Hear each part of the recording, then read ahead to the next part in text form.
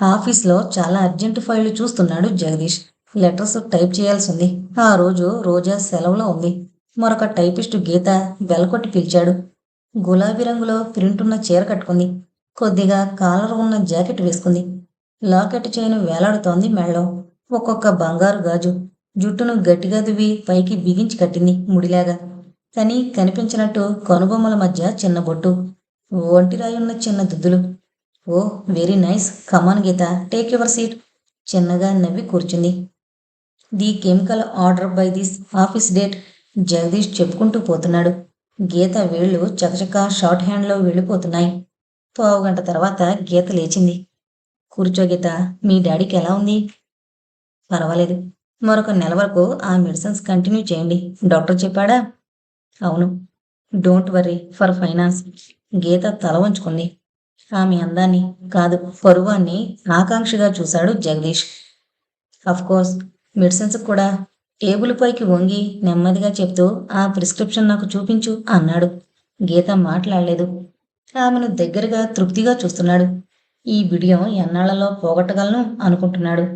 ఆ సమయంలోనే శివశంకర్ దుర్గాప్రసాద్ లోపలికొచ్చారు.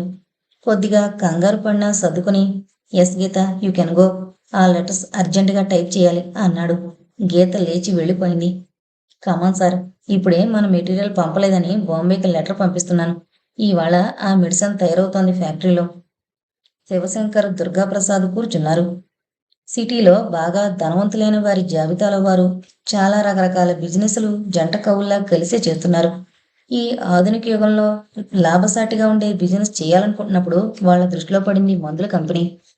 పిచ్చి మొక్కల్లా పుట్టుకొస్తోన్న ఈ మనుషులు పుట్టినంత వేగంగానూ ఏపుగా పెరగలేకపోతున్నారు.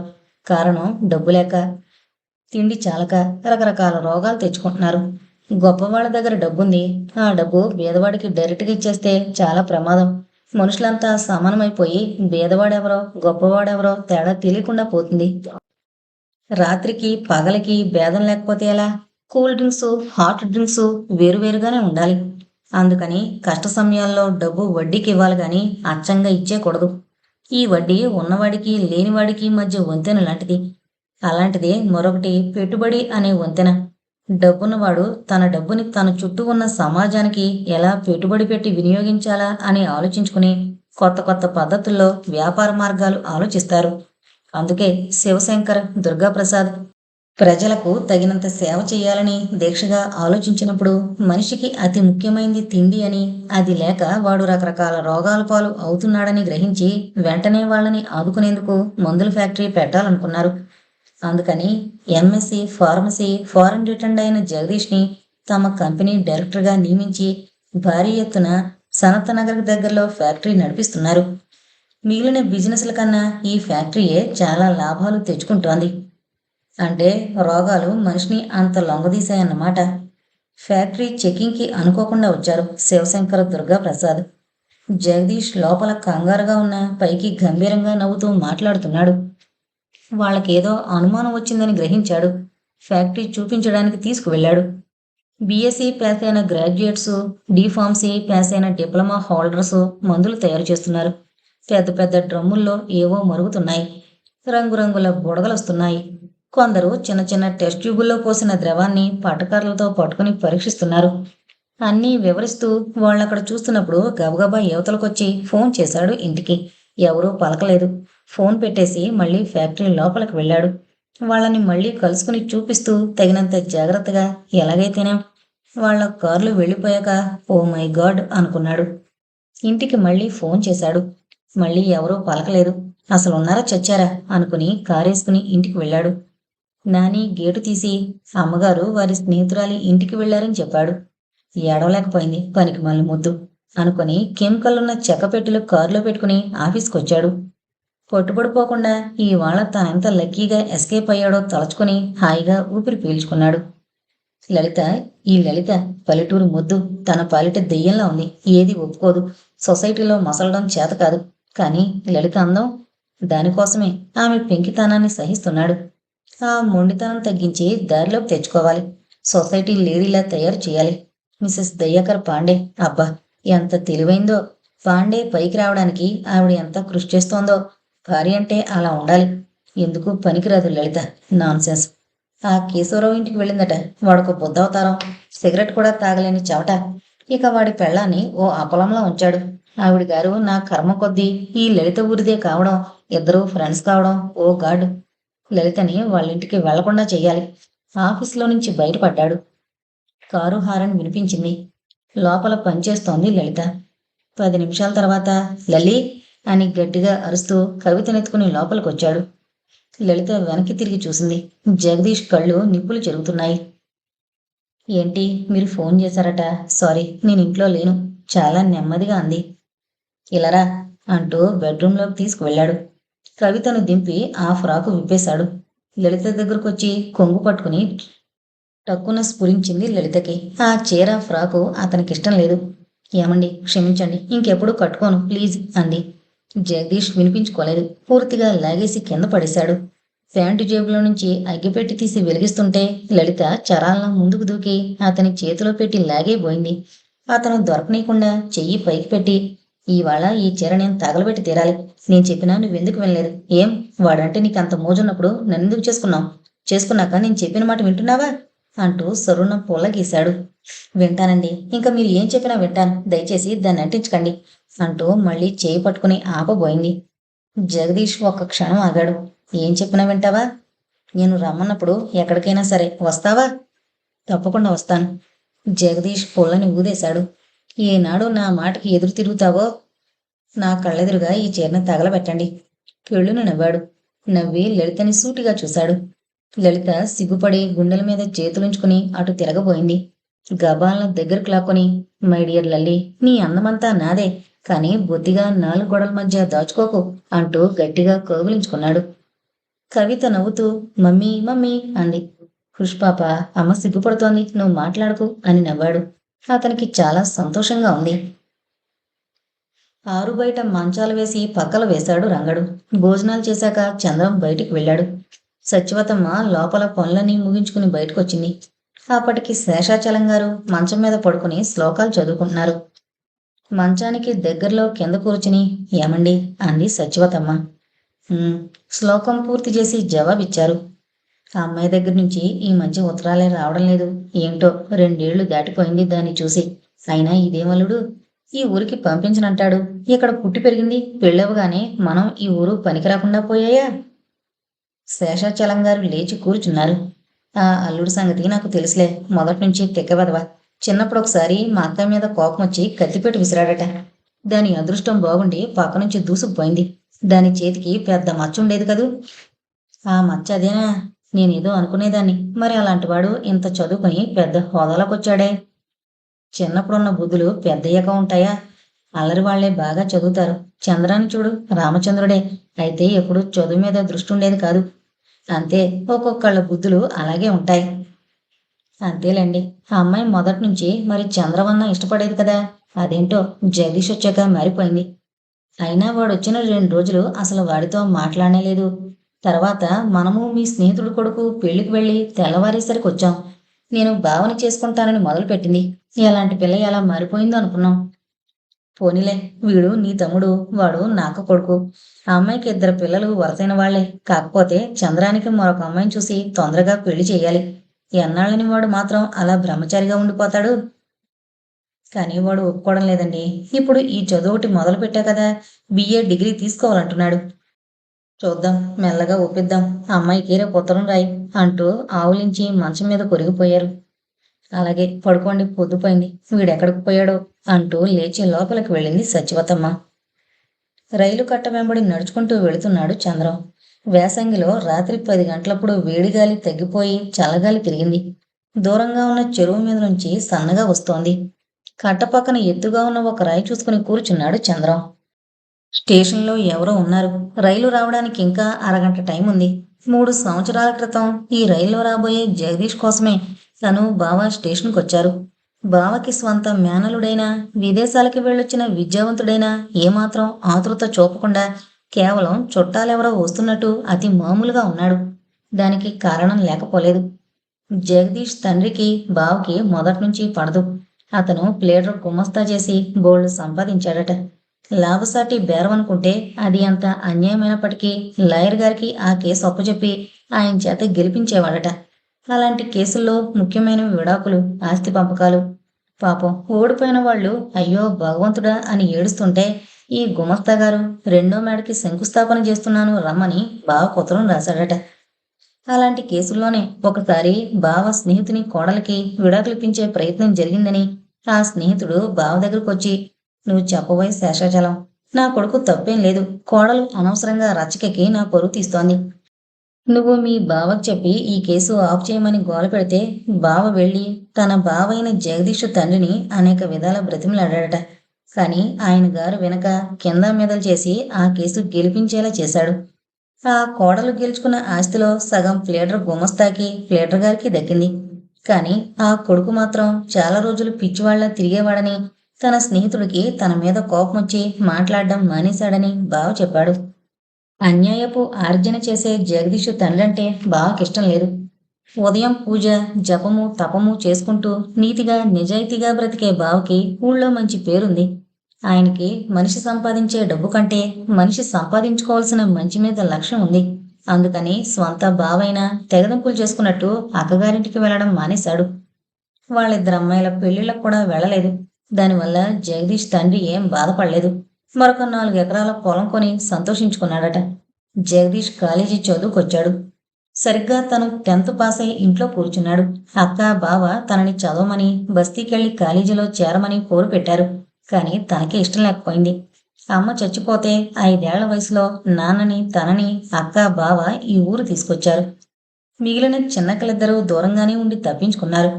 మరొక 2 ఏళ్లకి నాన్న కూడా పోతే అక్కే తనకి నాన్న, అమ్మాయి పెంచింది. లలిత తన హృదయంలో చోటిచ్చి జీవితాంతం తోడుంటానంది. ఇంకా తనకేంటి లోటు? జీవితం ఒక మహాకావ్యం అయితే అందులో ప్రతి అక్షరం ఎంతో అందంగా ఉండాలి. తన జీవిత కావ్యంలో ప్రతి సుప్రభాతం లలిత చిరునవ్వుతో మొదలవుతోంది. దినచర్యంతా హాయిగా, సంతోషంగా సాగుతోంది. ప్రతి రాత్రి లలిత ఓదార్పుతో తృప్తిగా ముగుస్తోంది. చాలు, ఇంకా వేరే చదువులెందుకు? ఇంకా తనను గురించి అక్కా, బావ ఎంత ఖర్చు పెట్టాలి? తన పేరున్న 2 ఎకరాల పొలం ఈ 10 ఏళ్ల పోషణలో చాలా ఖర్చే మింగుంటుంది. ఇక చదువు చెప్పించాలంటే బావ పొలం కరిగిపోవలేమో అనుకుని ఇక చదువుకోను అన్నాడు. ఆ రోజుల్లోనే ప్లేటర్ గుమస్తా గారు అకస్మాత్తుగా గుండెకి చచ్చిపోయాడు. ఆనాడు అక్కా, బావ జగదీష్ని, తల్లిని తీసుకొచ్చి కొన్నాళ్లు ఈ ఊళ్ళో ఉంచారు. అప్పుడు జగదీష్ తనని ఎలా చూసేవాడు, ఎంత తేలిక చేసి మాట్లాడేవాడు, లలితని ఎంత ఏడిపించేవాడు. అన్నీ భరించుకున్నాడు తను. లలిత తన వైపున వాదించేది. వాళ్ళు వెళ్ళిపోయారు. ఎంఎస్సీ పాస్ అయి తండ్రి సంపాదించిన డబ్బుతో ఫార్మసీ చదవడానికి ఫారెన్ వెళ్ళాడు జగదీష్. అతను అక్కడ ఉన్నప్పుడే తల్లిపోయింది. ఇంకా మిగిలిన అక్కలు అత్తవారిళ్లలో ఉన్నారు. పాపం జగదీష్ చదువు పూర్తి చేసుకుని తిరిగి స్వదేశం వచ్చేసరికి ఎదురెళ్ళి ఆహ్వానించదగ్గ ఆత్మీయులు ఎవరున్నారు? అందుకని బావ అక్క కొడుకనే అభిమానం మనసులో ఉంచుకుని ఈ ఊరికి ఆహ్వానించాడు. వస్తున్నాడని తెలిసి సరే అనుకుని అతి నిర్లిప్తంగా స్టేషన్కి వచ్చాడు, తనని కూడా తీసుకుని. తర్వాత చంద్రం ఆలోచనల్ని చెదరగొడుతూ స్టేషన్లోకి రైలు చాగింది. జనం ఎక్కువగా లేరు. స్టేషన్ పలచపలచగా ఉంది. ఆ రోజు రాత్రి అలా వచ్చిన జగదీష్ లలితని పెళ్లి చేసుకుని లాక్కుపోతాడని తను ఊహించలేకపోయాడు. వాళ్ళ నాన్న అందరికీ అన్యాయపు తీర్పులు చెప్పించి ఆస్తులు ఆక్రమించుకుంటే ఈ జగదీష్ పరాయి సొత్తు కాబోతున్న లలితను ఎత్తుకుపోయాడు. రైలు కదిలింది. మెల్లమెల్లగా వేగం పుంజుకుని స్టేషన్ దాటి చంద్రం ముందు నుంచి అతన్ని వెనక్కి నెడుతూ ముందుకు వెళ్ళిపోయింది. అవును, పెళ్ళయ్యాక లలిత కూడా తనని ఇలాగే నెట్టేస్తూ రైల్లో వెళ్ళిపోయింది. మళ్ళీ రాలేదు, తన వైపు చూడలేదు. సరిగ్గా క్రితం సంవత్సరం ఈ రోజుల్లో పరీక్షలకి వెళ్ళి తనే చూశాడు. వాళ్ళింట్లో తను దిగలేదు. ఎలా దిగుతాడు? వాళ్ళిద్దరి మధ్య తను నిలవలేడు. ఆ ఇంటి యజమానిగా లలిత భర్తని, జగదీష్ని ఊహించలేడు. వాళ్ళ బెడ్రూమ్ ఫోటోలు, తన తలుపుల్లో జీర్ణించుకుపోయిన లలితని మరొకడి ఇల్లాలుగా చూడలేడు. అంతేనా? మళ్ళీ తన జీవితంలో ఇంకో ఆడపిల్లకి చోటిచ్చి భారీగా ఆహ్వానించలేడు. అక్కా, బావ ఎంత వేధించినా సరే ఇక చదువులో కాలం గడిపేస్తాను. చంద్రం చాలా రాత్రి వరకు అక్కడే కూర్చుండిపోయాడు. డబ్బు పోతే మళ్ళీ సంపాదించుకోవచ్చు. మనిషి పోతే ఆ జీవితాధ్యాయానికి మూత వేసి నిట్టూర్చుకోవచ్చు. కానీ మనిషుండి మనసు పోతే ఆ మనిషి బ్రతుకు చంద్రం నిట్టూర్పులకి సాక్ష్యంలా మిగిలిపోతుంది. ఉదయం 7 గంటలప్పుడు ఎండ గబగబా పరిగెత్తుకుంటూ వస్తున్నప్పుడు చీకటిని జయించి విజయగర్వంతో నవ్వుతున్న నీరుల్లా ఉన్నాడు దినకరుడు. అలాంటి ఉత్సాహమే జగదీష్లో ఉంది. ఒరే నాని, ఇదిగో ఈ టేబుల్ ఆ మూల వెయ్యి. ఆ, జాగ్రత్త, దాని మీద గాజు పలకుంది. జరిగిందంటే ముక్కలైపోతుంది. ఆ, ఇలారా, ఈ ఫోటో ఆ గోడకి తగిలించు. అదిగో ఆ ఫోటో తీసే, వెధవ న్యూసెన్స్. దాన్ని ఆ స్టోర్ రూమ్లో పడే. ఎన్నడో 15 ఏళ్ల క్రితం తీసిన ఫోటో. రంగు వెలిసిపోయినా జాగ్రత్తగా దాన్ని తెచ్చుకుని అక్కడ పెట్టింది మీ అమ్మగారు. ఆ, తీసావా? చూడు, ఆ మూలగా ఈ ఫ్లవర్ వాజ్ పెట్టు. ఈ కార్పెట్ పట్టుకో, విప్పు, గదంతా పరుచు. మధ్య మధ్య కవిత, డాడీ డాడీ ఇదిగో ఇందా అంటూ వచ్చిరాని మాటలతో తనకు తోచిన వస్తువులేవో తండ్రికి అందిస్తోంది. కవితకి ఇప్పుడు 2వ సంవత్సరం. బాగా నడుస్తోంది. కొద్ది కొద్దిగా మాటలొచ్చాయి. తండ్రి నాని ఏదో సర్దుతున్నారు. తను కూడా ఏదో చెయ్యాలని ఉబలాటం. మధ్య మధ్య అడ్డుపడుతోంది వాళ్ళకి. అబ్బబ్బా కవిత, నువ్వు అమ్మ దగ్గరికి పో, అడ్డు రాకు అని కసురుతున్నాడు జగదీష్. కాసేపు ఆగి మళ్ళీ వస్తోంది పాప. లలిత టిఫిన్ తయారు చేస్తోంది. హాల్లో భర్త చేస్తోన్న హడావిడి, పాప చేస్తోన్న అల్లరి వినబడుతూనే ఉన్నాయి. ఆమె ఉదాసీనంగా నిరాసక్తిగా ఉంది. ఆ ఉత్సాహం, ఆరాటం అంతా సాయంత్రం రాబోయే అతిథుల కోసం. ఆనాడు భర్తకి మాటిచ్చిన దగ్గర నుంచి లలిత అతని ఇష్టప్రకారమే నడుస్తోంది. స్నేహితుల ఇళ్ళకి తీసుకువెళ్ళాడు 2 సార్లు, పార్టీలకి తీసుకువెళ్ళాడు. ఇంటికి ఈ మధ్య గోపీనాథ్ రాకపోకలు ఎక్కువయ్యాయి. ఆ మధ్య ఒకసారి బెనర్జీ ఫ్యామిలీతో వచ్చి డిన్నర్ తీసుకున్నాడు. ఆమె ఇప్పుడు జగదీష్ ఇష్టాలపైనే నడుస్తోంది. పాప ఏదో పడేసినట్టు చొప్పుడైంది. చ, అవతలకి పో, లలి, దీన్ని తీసుకెళ్ళు అని అరిచాడు. లలితొచ్చి పాప చేయి పట్టుకుని లోపలికి తీసుకువెళ్ళింది. అరగంట తర్వాత డైనింగ్ హాల్లో టిఫిన్ తీసుకుంటూ, సాయంత్రం నేను చెప్పినట్టు తయారవు. ఆ జడద్దు, పైకి ముడి వేసుకో, నేను తెచ్చిన రింగులు పెట్టుకో, చీర మొన్న నేను కొన్నది కట్టుకో, ఓకే అంటూ నవ్వాడు. అలాగే అంది చిన్నగా. My sweet good girl. అవును, పాప అప్పుడే పుట్టేసింది గాని లేకపోతే నువ్వింకా టీనేజ్ గర్ల్ లాగే ఉండేదానివి. ఆ గ్యాంగ్ అంతా ఎందుకు వస్తారనుకుంటున్నావు? ఇంతోటి మన పార్టీ వాళ్ళకి దొరకదనా? సిటీలో వాళ్ళు ఎరుగని హోటల్స్ ఉన్నాయా? అదేం కాదు. నీ అందం చూసి పిచ్చి సన్నాసులు వెర్రెత్తిపోతున్నారు. అసలు వెధవలకి జలసి. డబ్బుంది గాని వాళ్ళ భార్యలు ఎలా ఉన్నారు? తెగ తిని ఊరపందుల్లా బలిసిపోతున్నారు. కోర్స్ వాళ్ళంతా ఎడ్యుకేటెడ్ లేడీస్. అందుకే వాళ్ళు నిన్ను చిన్నబుచ్చాలని చూస్తూ ఉంటారు. నాన్సెన్స్. నీ బ్యూటీ ముందు వాళ్ళ డిగ్రీలు ఎగిరి పడాలి. సరే, సాయంత్రం అన్నీ సిద్ధం చేసి ఉంచు. భోజనం ముగించి కారేసుకుని ఆఫీస్కి వెళ్ళిపోయాడు. లలిత అన్నం తిన్నాననిపించి పాపకు కూడా పెట్టి నానికిచ్చింది. పనులన్నీ ముగించి పని మనిషిని పిలిచింది. ఇదిగో ఈ డబ్బు తీసుకో. అదేంటో నాకు తెలీదు. అయ్యగారు చెప్పినట్టుగా చెయ్యి. సాయంత్రం త్వరగా అవుట్ హౌస్లో ఉన్న గదిలో ఉండు. అలాగేనండమ్మా, నాకు తెలుసు ఇవాళ మీరు కొత్తగా చెప్తున్నారు గాని, ఓ అబ్బో, నేను చెట్టియార్ గారింట్లో పనిచేసినప్పుడు రోజు నేనే ఉండేదాన్ని. కోడి పొలావ్ చేస్తే నేనే చెయ్యాలని కోరువారు. సరే సరే వెళ్ళు. పని మనిషి వెళ్ళిపోయింది. లలిత హాల్లోకి వచ్చింది. అక్కడ ఏర్పాట్లన్నీ చూసి నవ్వుకుంది. 2 కొత్త ఫోటోలు కొనుక్కొచ్చాడు. Modern art. ఎర్రని రంగులో, రక్తం మడుగులో మనిషి చచ్చిపోయి ఉన్నట్టుంది. కానీ దానిలో చాలా మంచి అర్థం ఉందట. భర్త చెప్పాడు. ఈ ప్రపంచమంతా వెలుగు మయమని, మనిషి ఆ వెలుగులోకి రావాలని ఆరాటపడుతున్నాడని దాని అర్థమంట. రెండోది గజిబిజిగా ఉన్న గీతలు, వాటి మధ్య ఓ ముఖం. పాపం, తల తిరిగి పిచ్చెక్కుతున్న వాళ్ళ ఉన్నట్టున్నాడు అనుకుంది తను. కానీ దాని భావం అది కాదట. అది సత్యాన్వేషణ కాబోలు. తనకేం తెలుసు? చిన్నప్పుడు దిగిన ఫోటో అని తను ప్రేమగా తెచ్చుకుంది. తీసి మూలగదిలో పారేశారు. ఇవాళ ఈ ఇంట్లో ఏర్పాట్లన్నీ తన నోరు మూసి గొంతు పిసుకుతున్నట్టున్నాయి. అయినా ఎందుకు భరిస్తోంది? కేవలం ఆనాటి మాట కోసం కాదు. ఆ చీర ఆయన బీరువాలో దాచారు, అవసరమైతే తనని బెదిరించడం కోసం. కానీ అంత మాత్రం చేత తను ఒప్పుకోలేదు. 2 రోజుల క్రితం ఆయన ఎందుకో చాలా దీనంగా వచ్చారు ఆఫీస్ నుంచి. ఎన్నడూ ఆయనలో అంత విచారం చూడలేదు. భారీగా తనకి బాధ అనిపించి కారణం అడిగింది. లలితని వాస్తవంలోకి తెచ్చింది గేటు చప్పుడు. కృష్ణవేణి గేటు బయట నిలబడింది. భగవంతుడా, ఇదెందుకు వచ్చిందిరా ఇప్పుడు అనుకుంది. వెళ్ళి గేటు తీశాడు నాని. పొట్టిచీర కట్టుకుని పచ్చని పాదాలకున్న నల్లని చెప్పులు వరండాలో వదులుతున్న కృష్ణవేణి జిమ్మి అరుపుకు కొంచెం వెనక్కి తుళ్ళినట్టయింది. ఏమేవ్ లలిత, మీ కుక్క ఇంటికి ఎవరిని రానిదేమిటే అని నవ్వుతూ లలిత వెనకే హాల్లోకొచ్చింది. ఏంటే హాలంతా ఇంతలా సర్దారు? ఇవాళ మీ ఇంట్లో కూడా ఏదైనా పేరంటమా? హాలంతా కలిగి చూస్తూ అడిగింది. కర్మ, దీనికన్నీ చెప్పలేక చావాలి అనుకుని. ఆ, అలాంటిదే. ఎవరో ఆయన వాళ్ళంతా వస్తారట.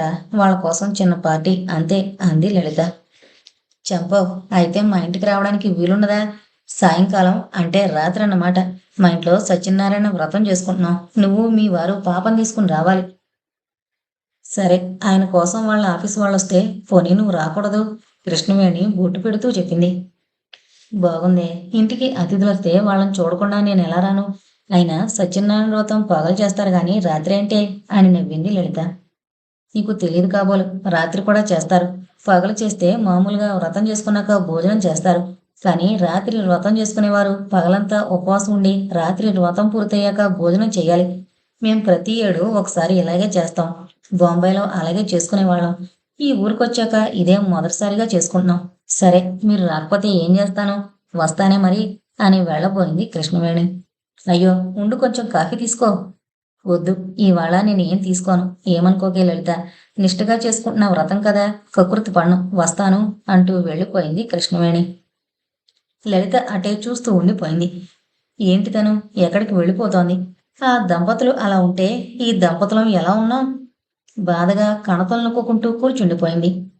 ఆ సమయంలో ఆఫీసులో జగదీష్ చాలా ఉత్సాహంగా ఉన్నాడు. అతని నోటి నుంచి సన్నగా కూని కూడా వస్తోంది. లలిత ఎంత త్వరగా మారిపోయింది. ఇక మీద తనకంతా విజయమే. మొన్న అబిడ్స్లో ఏం జరిగింది? తను కారులో వెళుతుంటే గణేష్ పాల్ కనిపించాడు. తను కారు ఆపుకుని అతన్ని పిలిచాడు. కారు దిగి అతను తన దగ్గరకొచ్చి వెధవ వంకర నవ్వు నవ్వి, క్యా హే భాయ్, క్యా హువా తేరా వాదా అన్నాడు. సారీ బ్రదర్, నేనంత జాగ్రత్తగా తీసుకున్న ఆ శివశంకర్ దుర్గాప్రసాద్ దేవాంతకులు అనుమానిస్తున్నారు. అందుకని ఇంట్లో దాచిన ఆ చెక్కపెట్లు గుట్టు చప్పుడు కాకుండా ఆఫీసుకు చేర్చాను. నెక్స్ట్ టైం తప్పకుండా మాట నిలబెట్టుకుంటాను.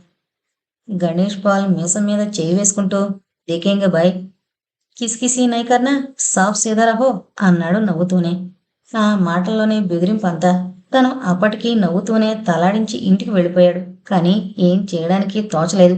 అవతల ఉద్యోగానికి ముప్పు, యువతల వీళ్ళంతా తోడేళ్లు. అంతా డబ్బుతో ముళ్ళు. మొదట్లో మొహమాటం పెట్టుకుంటే తర్వాత చాలా చిక్కులు. కొంచెం తెలివిగా గడుపుకుంటూ వస్తే ఈ లోపల తన బ్యాంక్ బ్యాలెన్స్ 50,000 కావాలి. అప్పుడు పిత్రార్జితమైన మేడలు, పొలం అన్నీ అమ్మేసుకుని 1,00,000 దాటనిస్తే తనే సొంతంగా ఒక ఫ్యాక్టరీ, ఒక ఇల్లు నిలుపుకోవచ్చు. ప్రస్తుతం వీళ్ళందరినీ బొజ్జగించుకుంటూ రావాలి. వెధవల్ని ఎలా తేడా పాడాలొస్తే నా పత్తా లేకుండా చేయగల సమర్థులు అనుకుంటూ ఒక రకంగా విచారంగానే వెళ్ళాను ఇంటికి. పాపం లలిత బ్రతిమాలి కారణమేంటో చెప్పమంది. తను విషయం చెప్పకుండా మనం చిక్కుల్లో పడుతున్నాం. నా స్నేహితులందరినీ ప్లీజ్ చేసుకోవాలి అని చెప్పాడు. ఇంట్లో పార్టీ ఇవ్వడానికి ఒప్పుకుంది. ఇంత త్వరగా ఒప్పుకుంటుందనుకోలేదు. అప్పుడే బజారుకెళ్ళి ఒక మంచి చీర పార్టీ కోసం ప్రత్యేకించి కొనుక్కునొచ్చాడు. ఆ చీరలో లలిత ఎంత బాగుంటుందో చూడాలి. పార్టీకి పిలిచేసరికి అందరూ గంతులేశారు. జగదీష్ కూని రాగంలో ముసిముసి నవ్వుల్లో మునిగిపోయాడు. May come in please. రోజా కంఠం తీగలా సాగింది. ఎస్. రోజా లోపలికొచ్చింది. తెల్లబోయి చూశాడు జగదీష్. రోజా బిగుతైన ఫ్రాకులో లేదు, నిండైన చీరలో ఉంది. కొంగు భుజాల చుట్టూ కప్పుకుంది. బాబ్డ్ హెయిర్ను పిన్నుతో నొక్కి చిత్రంగా చిన్న పిలకలాంటి ముడి వేసుకుంది. ఒంటి సొంపులు కనిపించకుండా చీరంతా కప్పుకుంది. వాట్, ఏంటి రోజా ఈ వేషం? చిన్నగా నవ్వి, సార్ తీసుకోండి అంటూ ఒక కార్డు ఇచ్చింది. అది ఆమె వెడ్డింగ్ కార్డు. జార్జితో ఆమె పెళ్లి. ఆశ్చర్యంగా చూశాడు. ఇంత త్వరగా ఎలా సెటిల్ అయింది? జార్జ్ ఆ ఫ్యాక్టరీకి మెడికల్ రిప్రజెంటేటివ్గా పనిచేస్తున్నాడు. త్వరగా ఏం కాదు, చాలా రోజులుగా అనుకుంటున్నదే. అయితే అతను షరతు పెట్టాడు. ఆ షరతు ఒప్పుకునేసరికి నేనింత టైం తీసుకోవాల్సి వచ్చింది. షరతా? ఏంటది? బ్యాగ్లో నుంచి ఒక కాగితం తీసి జగదీష్ ముందు పెట్టింది. అది ఆమె రిజిగ్నేషన్ లెటర్. వాట్, నువ్వు రిజైన్ చేస్తే నిన్ను మ్యారేజీ చేసుకుంటానన్నాడా? ఎందుకని? రోజా తల వంచుకుంది. అదే మంచిది సార్. భర్త సంపాదిస్తూ ఉంటే ఇల్లు చక్కదిద్దుకుని గృహిణిగా ఉండాలని నా కోరిక. మా నాన్న స్థితిగతులు బాగోలేక నిన్ను చదివించి ఇలా స్టెనోగా జాబ్లో పెట్టాడు. ఉద్యోగంలో ఉన్నాను గనుక తప్పనిసరిగా నేను అల్ట్రా మోడర్న్ గర్ల్లా ఉండాల్సి వచ్చింది. బాస్ని మెప్పించడం నా డ్యూటీ కదా. కానీ ఇప్పుడు నేను జార్జికి కాబోయే భార్యను. ఇక మీదట అతని ఇష్ట ప్రకారం నాకిష్టమైంది కూడా నడుచుకుంటాను. అందుకు నా మొదటి డెసిషన్ ఈ రిజిగ్నేషన్. జగదీష్కి మాటలు కరువయ్యాయి. రోజాలో ఇంత సంస్కారం, ఇన్ని అభిప్రాయాలు ఉన్నాయనుకోలేదు. తన దగ్గర పనిచేస్తున్న స్టెనో అని ఆడపిల్లని ఒక రకమైన చౌకబుద్ధిని చూపించాడు. అందుకే తన దగ్గర ఉద్యోగం చేయడం జార్జికి ఇష్టం లేదా? నమస్కారం సార్, వస్తా. రెండు చేతులు జోడించి నమస్కరించింది రోజా.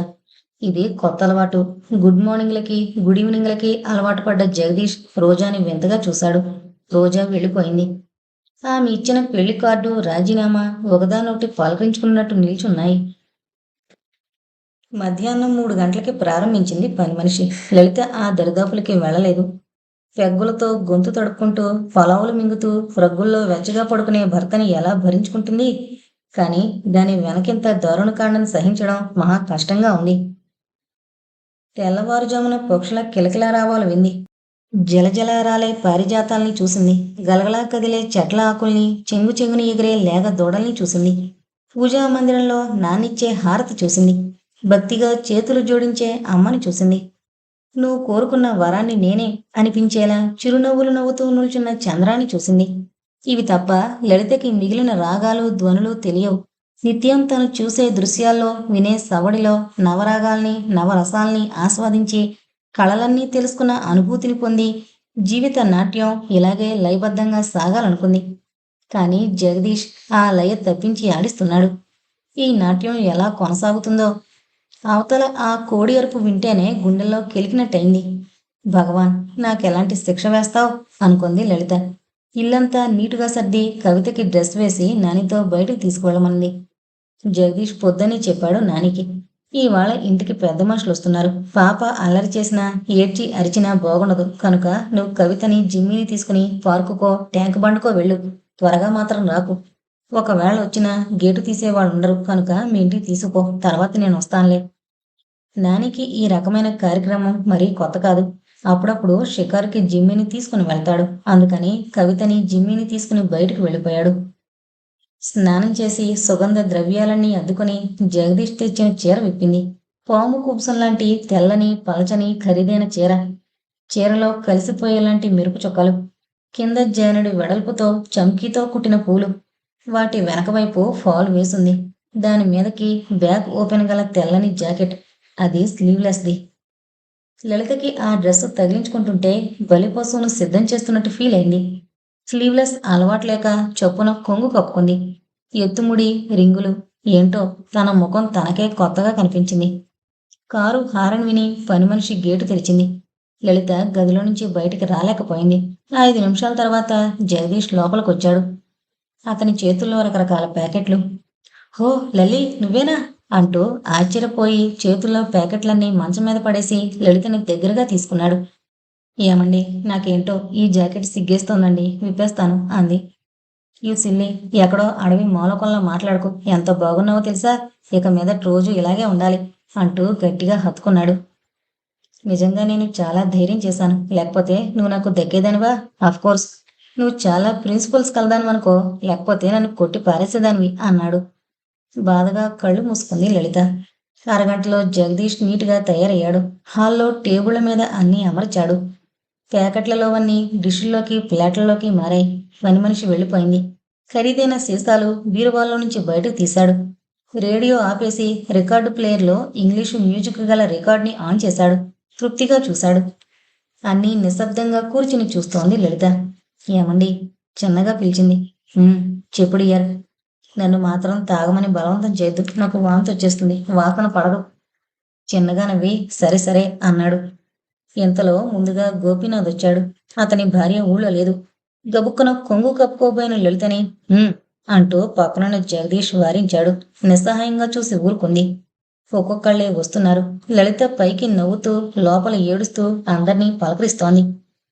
ఆ రోజు లలిత మేకప్ని రెప్పలు కొట్టకుండా చూస్తున్నారు మగాళ్ళు. మిసెస్ బెనర్జీ, మిసెస్ రమేష్ పాత్రో కొంచెం ఈర్షగా, గణేష్ పాల్ భార్య, దయాకర్ పాండే భార్య చనువుగా, చందన్లాల్ భార్య ఆంటీ అంటనట్టు అంతా రకరకాల మనస్తత్వాలతో ఉన్నారు. గోపీనాథ్కి లలిత మీదే ఉంది దృష్టి. ఎన్నాళ్ళ నుంచో కోరిక పేరుకుంది. నెల రోజుల నుండి భార్య ఊళ్ళో లేదు. కారణాలన్నీ చాలా బలంగా ఒత్తిడి చేస్తున్నాయి.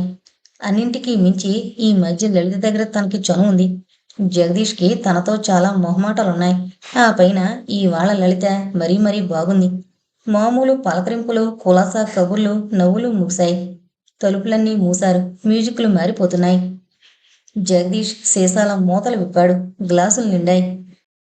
పదార్థాలు తరిగిపోతున్నాయి. కొంచెం కొంచెంగా ముందు పనిచేస్తోంది. బెనర్జీ లేచి భార్యకి చెయ్యందించాడు.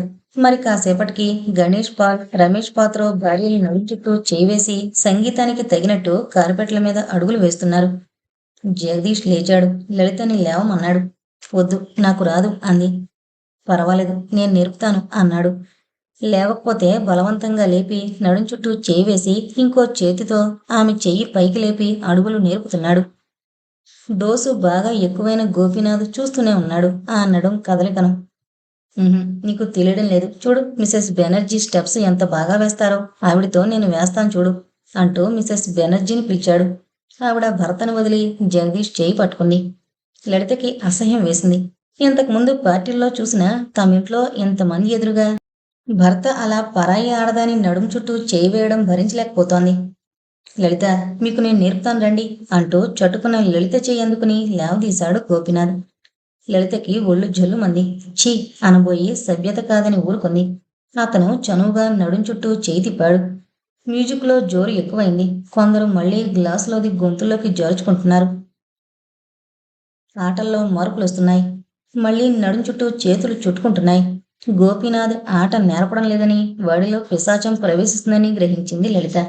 బలవంతంగా అతని చేతుల్లో నుంచి వదిలించుకుని సోఫాలో కూర్చుంది. గోపీనాథ్ కళ్ళు ఎర్రబడి క్రోధంగా మారాయి. లలిత కళ్ళు మూసుకుని కూర్చుంది. రాత్రి 10:30కి పార్టీ ముగిసి కార్లు, స్కూటర్లు వెళ్ళిపోయాక లలిత బోరుని ఏడ్చింది. వాట్ హ్యాపెండ్ లల్లి, ఎందుకు ఏడుస్తున్నావు? చి, వెధవ పార్టీ, ప్రతి వెధవ మీద చేయి వేయడమే.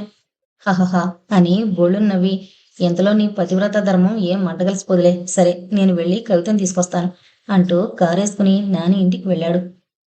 గేటు మూసేకు, ఇప్పుడే వస్తాను, దగ్గరగా ఉన్నాయి అన్నాడు వెళ్లే ముందు. వీధి తలుపులు వేసుకుని హాళంతా కలి చూసింది. అంతకు ముందు జరిగిన సందడి, గోల, నవ్వులు, అపశృతి అంతా గుర్తు తెచ్చుకుని, చి, ఏంటి దీనిలో సంతోషం, ఏముంది ఇందులో అనుకుంది. అక్కడ సోఫాలో పడుకుంది. తలుపు మీద ఎవరో కొడుతున్నారు. అరే, మళ్ళీ వెనకొచ్చేశారా అనుకుని గబగబా తలుపు తీసింది. వచ్చింది గోపీనాథ్. వస్తూనే తలుపులు వేసి బోల్ట్ బిగించాడు. లలిత నిద్రమత్తు ఎగిరిపోయింది. ఎందుకొచ్చారు, తలుపులు ఎందుకు వేశారు అంది తీక్షణంగా. వెకిలి నవ్వు నవ్వి, నేను అతిథిని. ఇందాక మనం తలుపులు వేసుకోలేదు, అలాగే ఇప్పుడు వేసుకున్నాం. జగదీష్ పాప కోసం వెళతాడని నాకు తెలుసు. మీరు ఎప్పుడు నానితో పాపని బయటకు పంపుతారు కదా. ఇప్పుడు పాప ఇంట్లో లేదని, జగదీష్ మరి కాసేపట్లో బయటికి వెళతాడని తెలిసే బయట కాపు కాశాను. లలిత, నేను ఎంతో కాలం నుంచి నీ మీద కోరికతో ఉన్నాను. అది ఇవాళ తారాస్థాయికి చేరుకుంది. జగదీష్ వచ్చేలాగా. ఛీ, దుర్మార్గుడా, స్నేహితుడి భార్యనని మర్చిపోతున్నావా? అధిక ప్రసంగం చేసి ఆలస్యం చేయకు అంటూ ఆమె చేయి పట్టుకున్నాడు. విదిలించిపోయింది. కాని గోపీనాథ్ వదలలేదు. గింజుకుంది. గట్టిగా ఒడిసి పట్టుకుని సోఫాలో పడేశాడు. వదులు వదులు అని అరిచింది. నోరు నొక్కేశాడు. సోఫాకి దగ్గరలో ఉన్న టేబుల్ కోడు పట్టుకుని బలంతో ఒక్క తోపు తోసింది గోపీనాథ్ని. కింద కార్పెట్ మీద పడ్డాడు. వెంటనే టేబుల్ మీద పడింది. అతను లేవకుండా గబాల్న ఆ టేబుల్ని అలాగే నొక్కుంచింది. అతను టేబుల్ కింద గిజగజ తన్నుకుంటున్నాడు. లలిత మరింత గట్టిగా నొక్కింది. టేబుల్ అంచు అతని పీకను నొక్కేస్తోంది. అతని కనుగుడ్లు ఉబ్బిపోతున్నాయి. లలిత వెర్రి కోపంగా టేబుల్ నొక్కుతూనే ఉంది. కారు హారన్, గేటు చప్పుడు విని అప్పుడు ఆగి చూసింది. గోపీనాథ్ గుడ్లు వికృతంగా కనిపిస్తున్నాయి. కాళ్ళు, చేతులు కొట్టుకోవడం ఆగిపోయాయి. టేబుల్ కొద్దిగా పైకెత్తి చూసింది. కదల్లేదతను. అనుమానం వచ్చి టేబుల్ ఎత్తి పక్కన పెట్టి కదిపి చూసింది. గోపీనాథ్ చచ్చిపోయాడు. కెవ్వున అరచి గబాలను తలుపు తెరిచింది. జగదీష్ పాపని భుజం మీద పడుకోబెట్టుకుని జిమ్మి గొలుసు పట్టుకుని వరండా మెట్లు ఎక్కుతున్నాడు. గుమ్మంలో కొయ్యబొమ్మలా నిలబడింది లలిత. జగదీష్ దగ్గరగా వచ్చినా కదలేదు. నడులల్లి లోపలికి పద అంటూ పాపని అందించిపోయాడు. కాని లలిత వెరిదాల్లా చూసింది.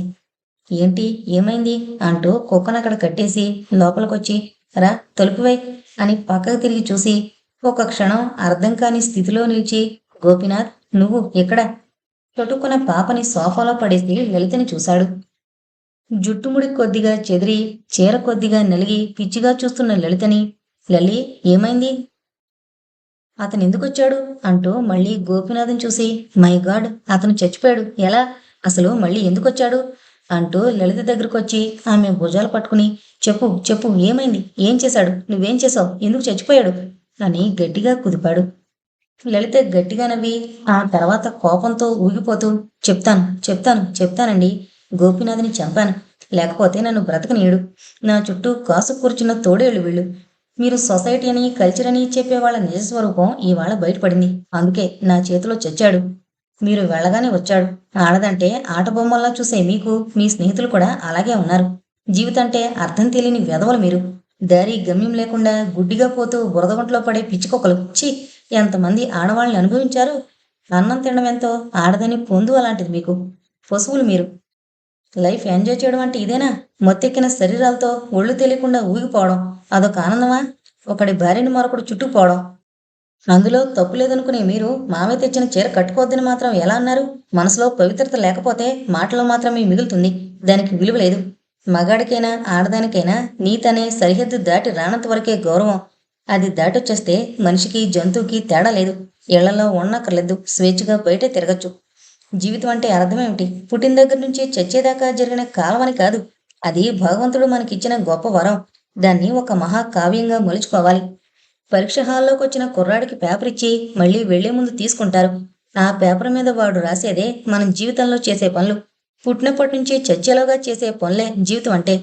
అటువంటి వరాన్ని దుర్వినియోగం చేసుకుంటే ఇదిగో ఇలాగే చేస్తారు. జీవితపు విలువలు గ్రహించకపోతే, కళ్ళు మూసుకుపోతే ఇలాంటి చావే చేస్తారు. రెండు జీవితాలు ఆనందంగా పెనవేసుకుంటే అది సంసారం అవుతుందండి. ఆ సంసారంలో అనురాగం, ఆదర్శం, రాగ తాళాలైనప్పుడు లలితపని విన్యాసంలా పరిపూర్ణత్వం సిద్ధిస్తుంది. కానీ మనిద్దరి మధ్య అనురాగం లేదు. ఆదర్శం అసలే లేదు.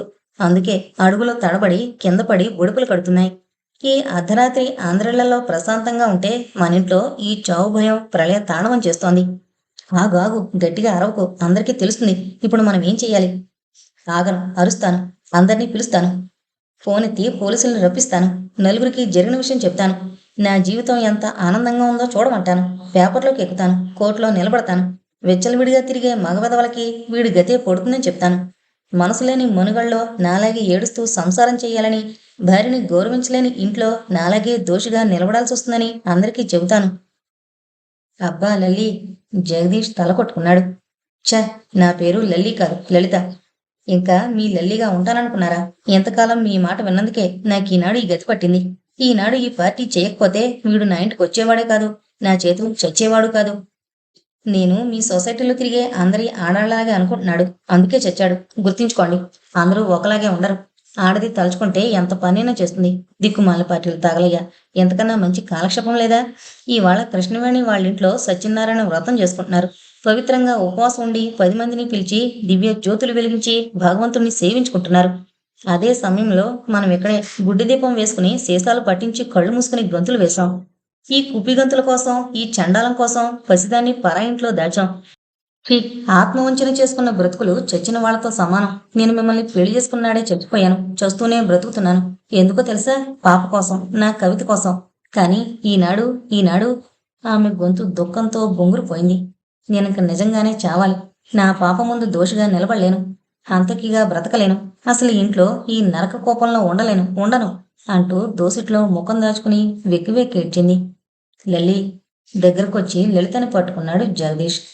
ఒక్కసారి విదిలించి దూరంగా జరిగి నన్న పేరుతో పిలవకండి. నన్ను ముట్టుకోకండి. నా జీవితం నాశనం చేసిన రాక్షసులు. ఈనాటితో మీకు నాకు సంబంధం తీరిపోయింది అంది కోపంగా.